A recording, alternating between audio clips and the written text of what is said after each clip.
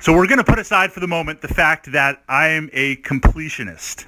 And in terms of wargaming and board gaming, this is a dangerous place to be. Fantasy Flight loves me. We're gonna push that aside for a moment. And from the board gaming perspective, have we reached the tipping point? Have we reached that point, not only in the distribution model, but also with just how games are produced, how they are released? Do you think the traditional gaming channel is gone, is dead? Now, I mean, I never want to declare something's dead. People have said for years, Fritz, blogging is dead. YouTube is dead. Everything's dead on the internet, but it still seems to move along. And while certainly no one would say board gaming is dead, you might have been able to say that about D&D years ago. You might have been able to say that about other aspects of gaming culture, but board gaming is just on an upward trajectory. It's crazy on there. So on the one hand, you have tremendous growth, and we have more players than ever, regardless whether you're miniatures and dice board gamer like myself, or if you're a Euro gamer, resource management. We're just going to take everybody and put them in one giant board gaming box on there. While the players are increasing and more people are getting involved in board gaming, the competition is greater. There's more games out there than ever. Board gamers, from what I see, tend to want to get the most out of their games. So look, certainly whether you have a big collection or a small collection, there are going to be a segment of games that you don't play all the time. I mean, I've got my pile of shame that just I got to play these games for whatever reason. But there's a lot of games like Zombicide that I play all the time. Gloomhaven, like I play all the time.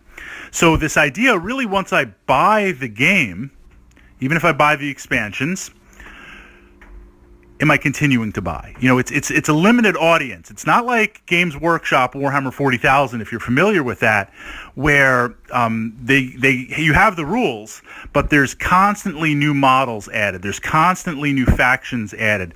There's constantly new stuff added to it. You can't keep up, and that's by design. But board games, a little bit different. So as much as we have tremendous growth, I would say the competition for purchasing is smaller than people think. And a lot of board gamers tend to focus on one area. So my second question, agree or disagree? The second thing I've noticed here now is a game, traditionally, a game is released, okay? A game comes out, and there's a lot of excitement for it. And there's an initial rush, or that first printing or that first wave that people buy. And then as it goes into retail with the copies that are left over, they kind of exist, they kind of get purchased, but there's only that first initial massive rush. And previously in retail, that would be through a retail channel. Maybe you learn of it being released. It's released conventionally through retail. After that initial print run, I think things just kind of wind down till stock is done. Then the game goes out of print. Maybe there's a second edition, but for the most part, it's done. If you discover the game years and years later, there's a secondary market. Now, of course, there's a couple of games that break the rules. Gloomhaven comes to mind. You know, that was kickstarted, but I think that was more of a release on there. That was a very, very fair Kickstarter. You're on the second Kickstarter. There's the current print run going, but at some point, and I love Gloomy, it will be out of print on there, or it will move on to another printing and eventually wind down.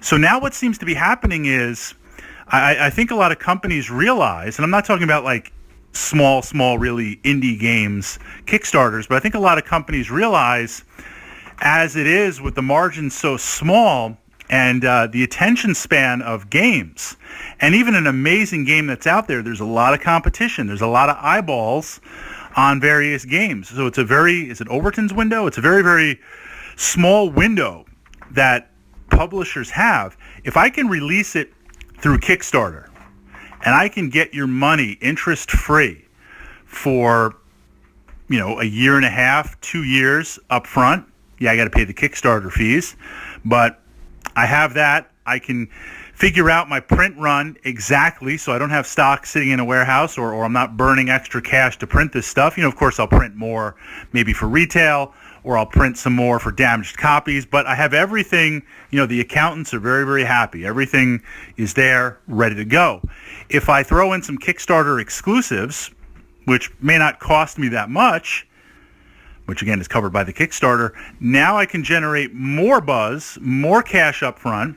I don't have to worry about stock on the exclusives sitting in a warehouse. It's a win-win from the publisher's perspective.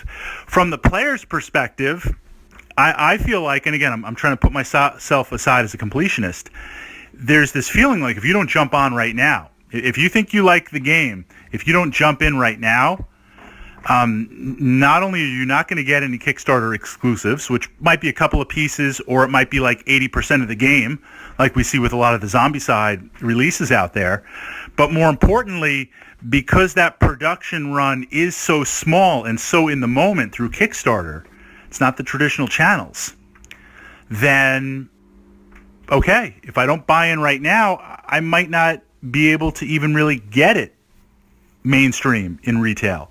Or if I'm going to get it in retail, it has to be immediately following Kickstarter delivery a year and a half, 2 years down the road on there. So it's a very, very interesting model because more and more I hear people taking notice of board games. Board gaming is exploding as a hobby. The type of games that are coming out are very, very advanced, a lot of great stuff. But it seems like it's getting harder and harder to get the titles that you want unless you're there plugged in the moment.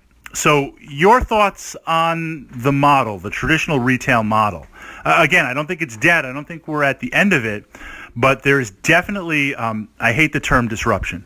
In my day-to-day work, every 2 seconds, I'm hearing tech and disruption. So that's like a trigger for me on there.